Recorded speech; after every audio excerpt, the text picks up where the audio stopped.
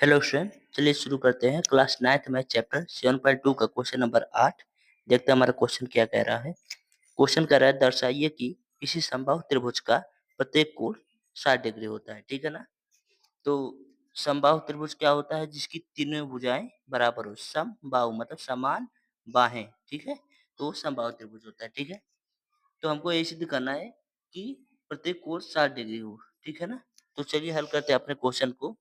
हमें क्या ज्ञात है? ज्ञात है त्रिभुज ए बी सी एक सम समबाहु त्रिभुज है। एक समबाहु त्रिभुज है। ठीक है ना, ये हमें ज्ञात है। हमें सिद्ध क्या करना है?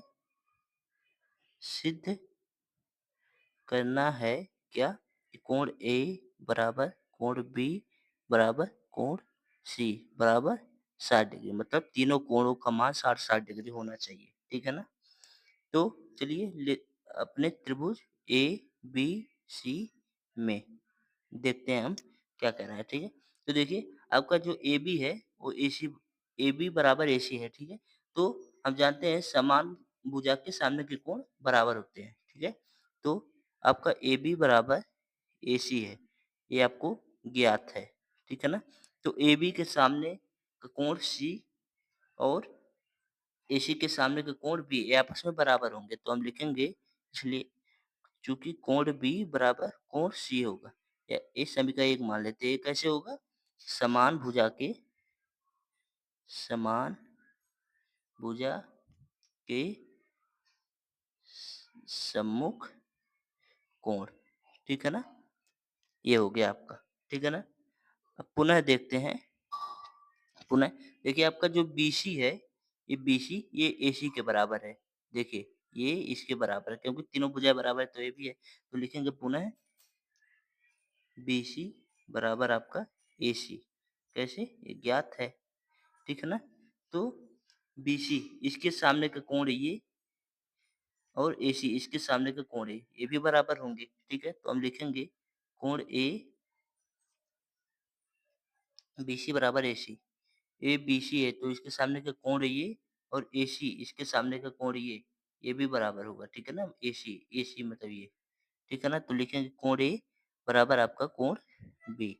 इस समीकरण 2 मान लेते हैं हम। ठीक है ना, ए बी समान भुजा के सम्मुख कोण।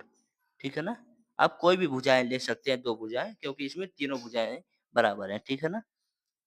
तो समीकरण 1 व 2 से हमें क्या पता चलता है? समीकरण 1 व 2 से क्या पता चलता है कि देखिए अगर कोण बी और कोण सी बराबर है, कोण बी जो है वो कोण सी के बराबर है। ठीक है, और कोण बी जो है वो कोण ए के भी बराबर है, तो ये दोनों इन दोनों में कॉमन है। इसका मतलब क्या हुआ? कोण ए जो होगा वो कोण सी के भी बराबर होगा। इसका मतलब क्या हुआ कि तीनों कोण जो है आपस में बराबर होंगे। ठीक है ना। तो हम लिखेंगे, क्या लिखेंगे? कोण ए बराबर कोण बी बराबर कोण सी होगा ना ये।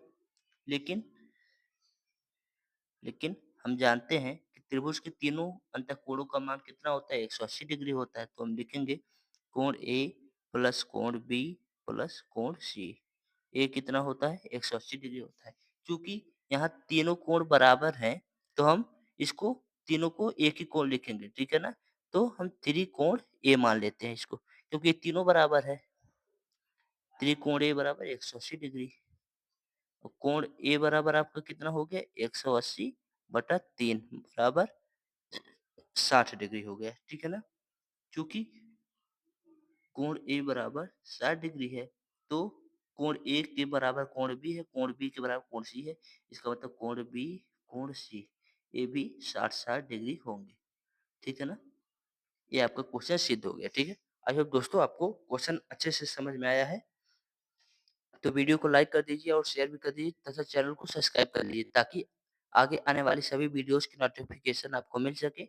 ठीक है, और इसके पहले जितने भी क्वेश्चंस है उसकी वीडियोस मैंने प्लेलिस्ट में ऐड कर दी है। ठीक है, तो आप उसको वहां से जाकर देख सकते हैं। ठीक है।